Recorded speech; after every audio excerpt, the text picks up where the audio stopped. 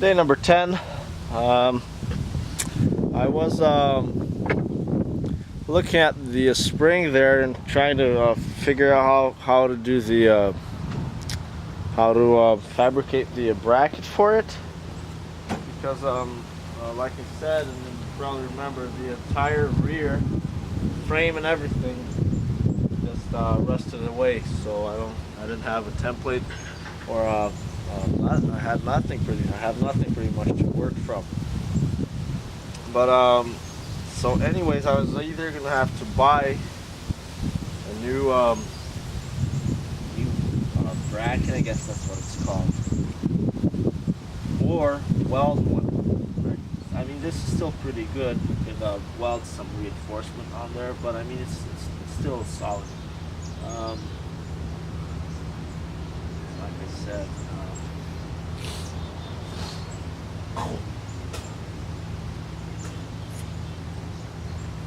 But the problem with welding here is there's the rubber grommets inside. I think that's what it's called, grommets, bushing. It's bushing.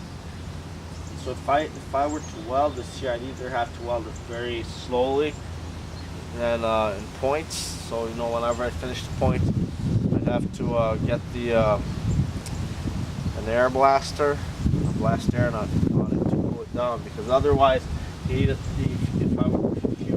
this up too much, and it'll melt the rubber bushings. But and it looked like it wouldn't come out, but I had dumped some diesel and oil on here, and so today it's coming out very easily. Amazing. Just twisting it out. There it is. I'll zoom in there. Even the part number is still clear here.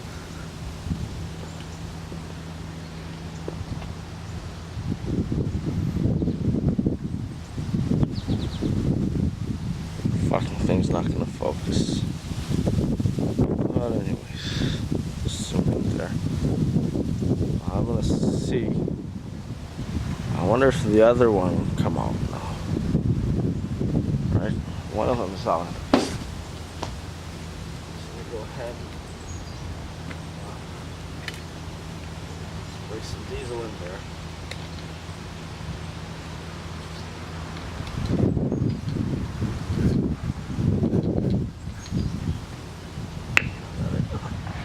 Soak in a little bit.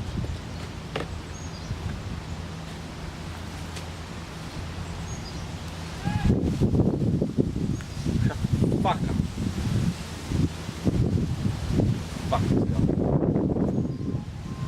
Fuck off, asshole. Now here I'm just going to use a towel, because there's sharp points here from where the bracket used to be, but it ripped off or rusted off, and so sharp points here. This one might be a little more stubborn.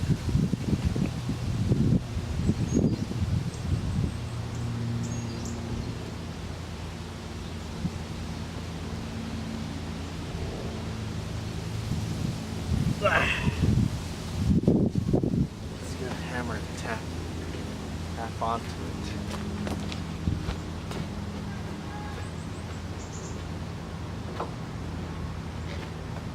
Just tap with the hammer. That should help loosen it up.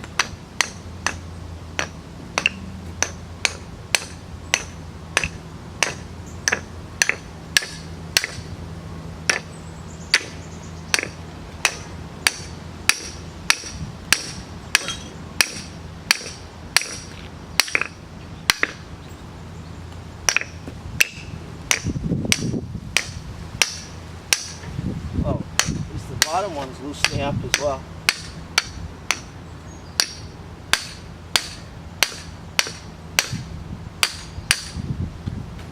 Like I said, this thing has surface rust, but it can be fixed. I wasn't able to find the bracket for sale. I found the Rock Auto has the I was able to find the bushings here. These are rubber rubber bushings here, but I don't think they had the actual bracket here, this metal part. I'll show you what the other one, you know, the one on the other side has still a little bit of metal there, so you know, actually a little more metal that's still left there. Didn't rust away. So I mean, it'll help me, you know, have an idea, you know, how this thing used to go. Because the thing is, this spring here, it's not directly under the frame. It's like sideways. There's like a side bracket on it.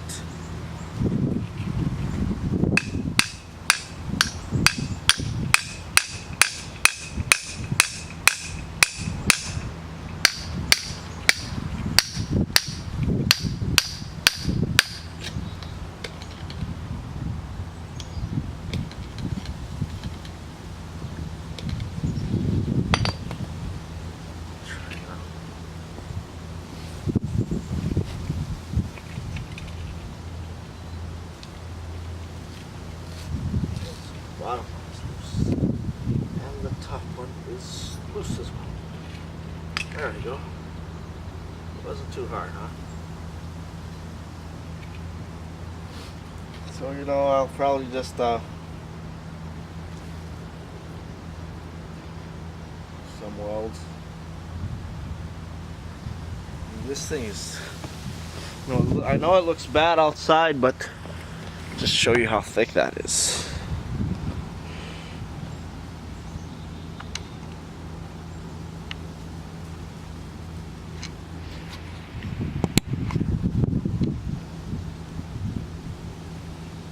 Goddamn bastard.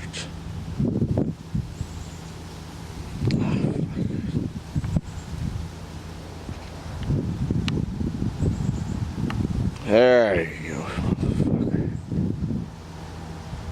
Seems that if I use the camera this way, it'll focus on what's behind it, because there's a hole here, right? So it'll focus like on the grass that's down there. Anyways, I guess now you can see. So you know, I'll clean it up, reinforce it, and probably reuse it.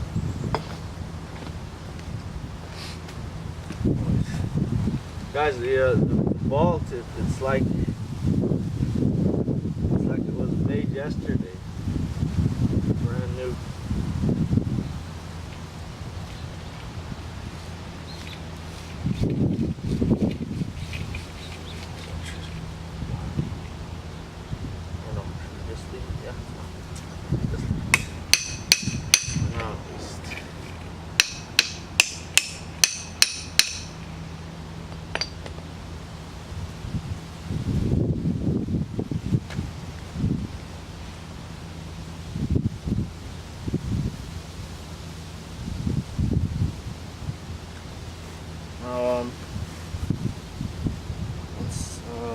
It rained yesterday, so you know, some of the metal work that I did on the car has been rusted, oxidized. So I'll probably have to do some wire brushing today. However, I already bought the primer from Napa, NAPA. Yes, Napa Auto Parts. The good thing about the rain is, you know, I hate to say this, because you know, I hate the rain. Can't be outside. It's raining. So, but the thing with rain is that, you know, makes the ground wet, which means there's no dust. So if you're painting outside, right? If you're painting outside, ideally, you know, if you want to be, you know, very picky, you know, do the paint job on a day that's, you know, right after a day that has rained. Okay? I mean, you know, the doesn't make a lot of the difference. Okay. Paint dries up fast and you gotta do the polishing and wet sanding anyways, so it doesn't really matter. But, you know, I guess maybe it helps a little. I mean, obviously if you're in an area where there's lots of dust, it's certainly gonna be an issue. So, waiting for a rainy day, the day after rainy day, probably gonna be a must. But over here, there's not a lot of that, so it doesn't really matter. But hey, there's some little piece of advice there.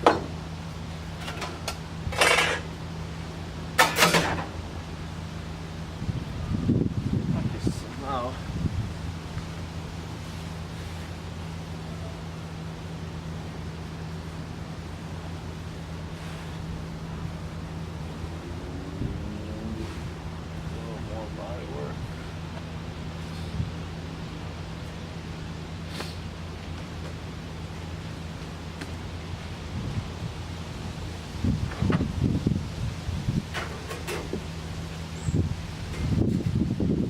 although this side is,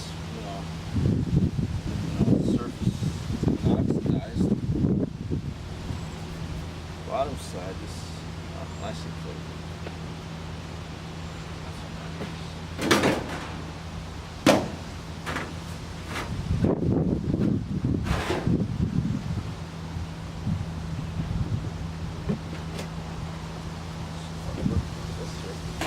Then I can finish this section. Finish the body work, prime it today. That way, it's protected from the rain.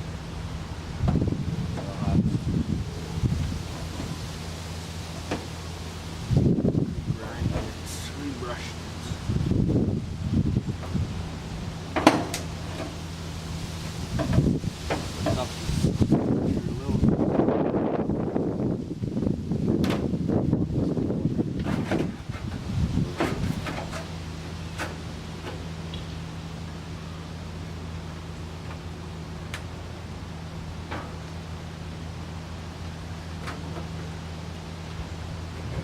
Now, a little bit of a gap here, so I'm gonna have to do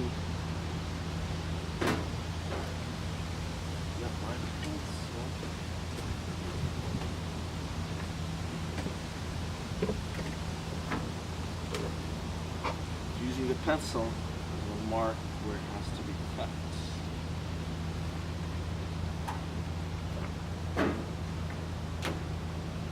It'll be very perfect, very precise. Do this more than once, but yeah.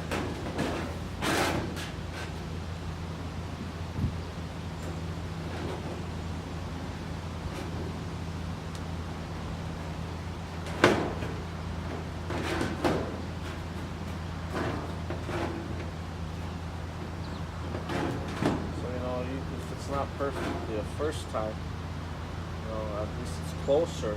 Now the sheet metal is closer to the trim. You see here, it's too far away. I wasn't able to mark it, but once it's closer, then I can make a very nice, accurate mark and then an accurate cut.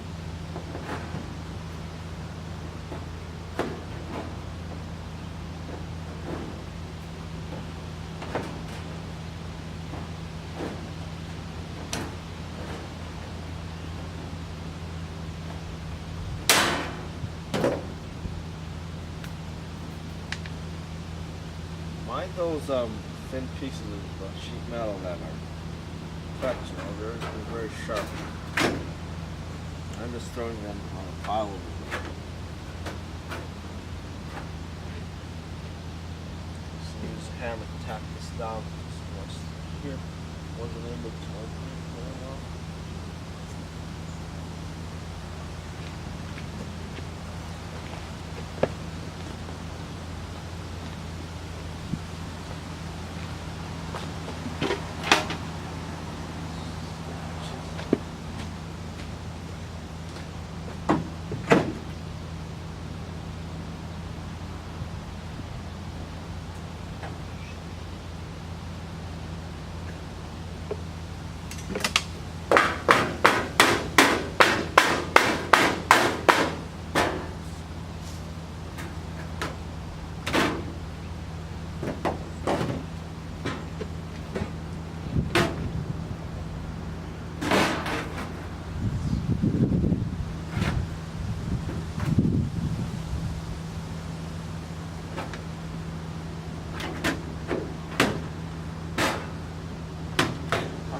now that it's closer, to make more accurate outline.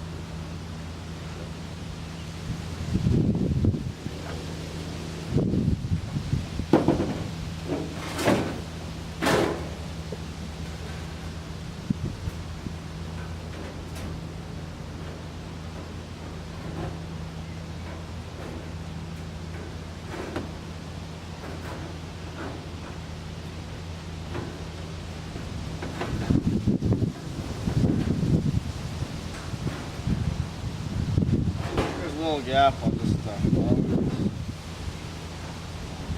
The problem here is that has somebody work on it, but there's like a 1/4 inch of that solder right up here. Therefore, it's a pain in the ass to weld it because the solder has a much lower melting point. So when you get the mild steel from the weld, basically what it does, it just melts the solder here, and it just goes liquid, and it doesn't really, it doesn't mix with the mild steel, so it doesn't really weld. So basically, what I have to do is, just keep welding it there until it hits the steel, right? Well, I guess this is a little bit of a bitch.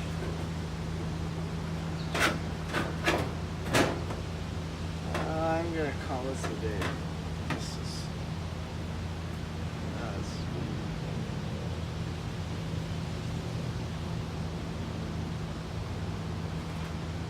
more maybe.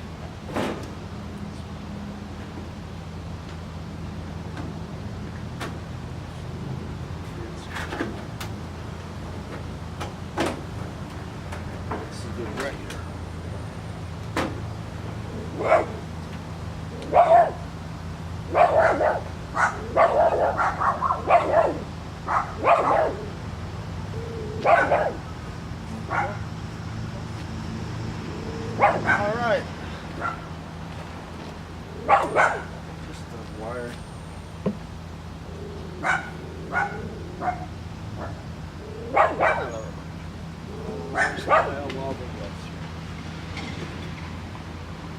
Ah.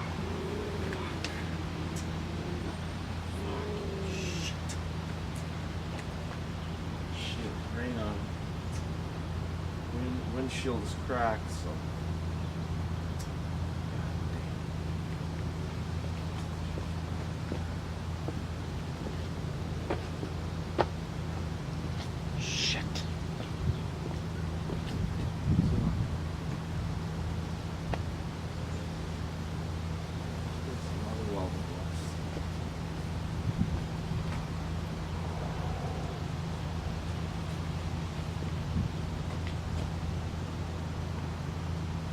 Too wet.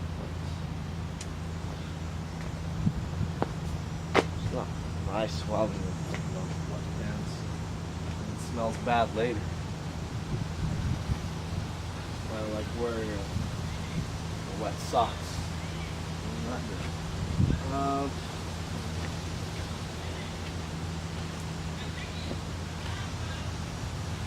Oh shit. Before I do that, I gotta grind up these spot welds here.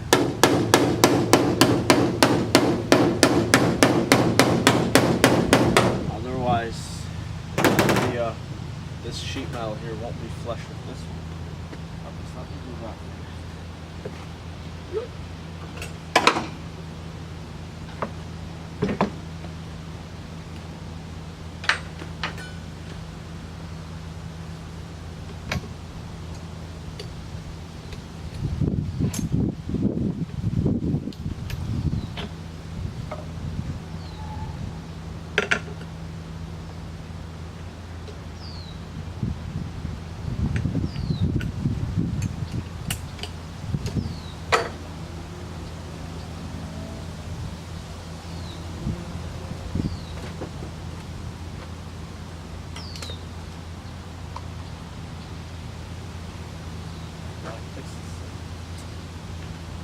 change the windshield.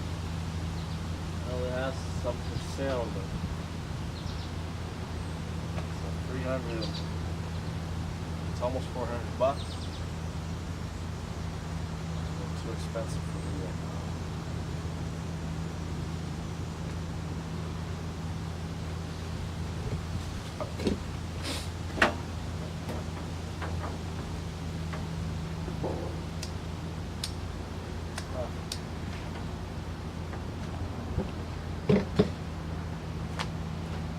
Shut the power off due to the rain because there's a lot of wires and shit here.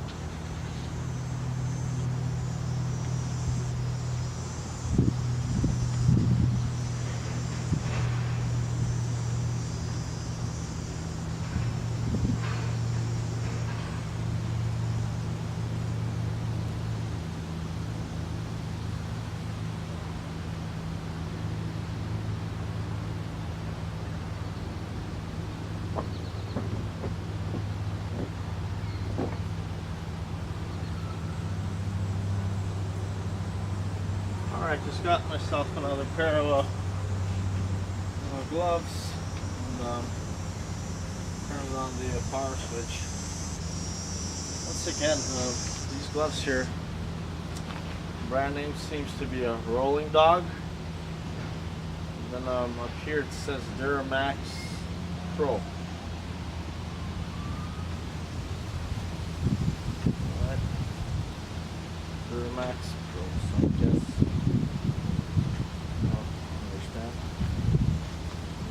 Manufacturing for another manufacturer.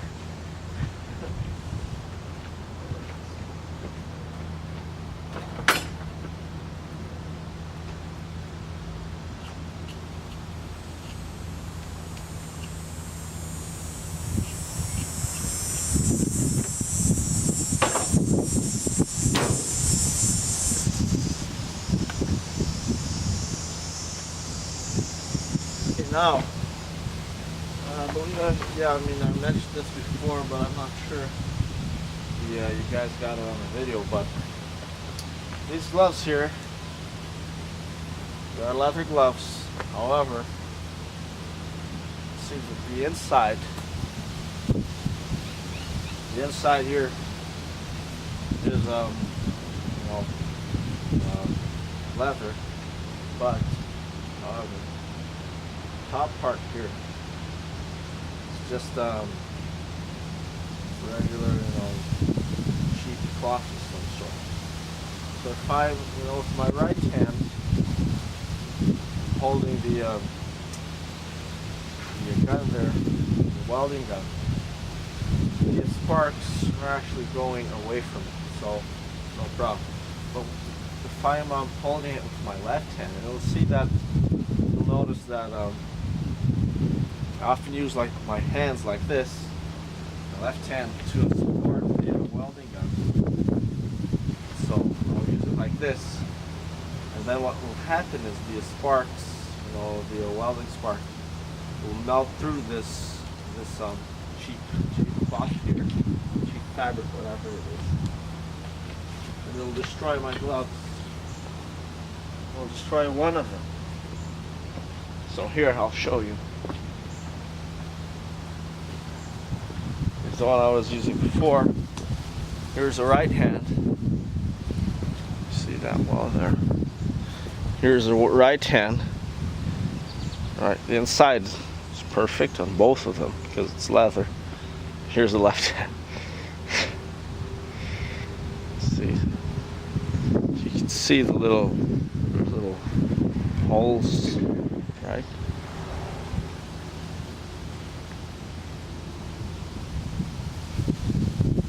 You can see little holes there, right? So, to solve that problem, what I'm going to do is I'm going to use the right hand glove on my left hand. That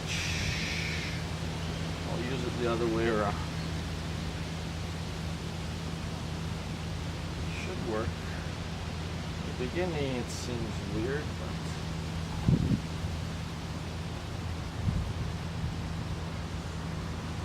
use both of them first. What I'm going to do is just use the right hand from another glove.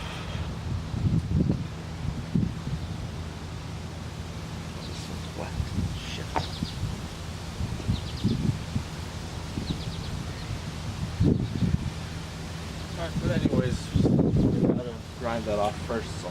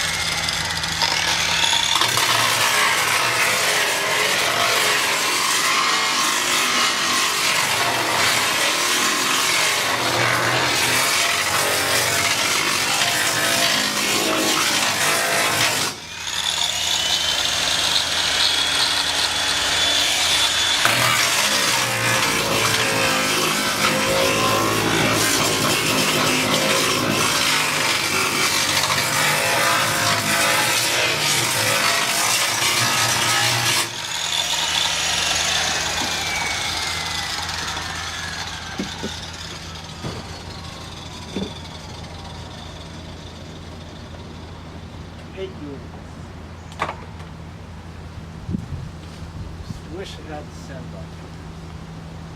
Anyways, you see what I've done here. I haven't actually grinded off the entire surface here. Just at some places where the holes are.